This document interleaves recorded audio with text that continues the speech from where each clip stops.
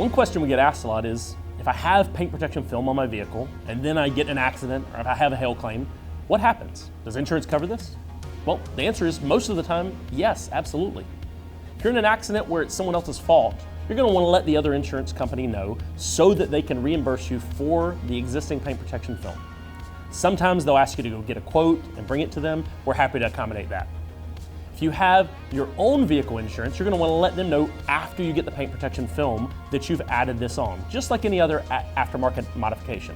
It's a great idea to let them know so that when you are in an accident, hopefully you aren't, but if you are ever in an accident, if you have a hail damage claim, we can actually assist you with not only the repair, but having the paint protection film put back on the car to make it look just like it did in its pre-accident condition. If you have any questions about this, or if you're considering getting paint protection film, feel free to reach out to one of our teams. We'd be happy to answer any questions, help you get protected, and then keep your vehicle protected for years to come.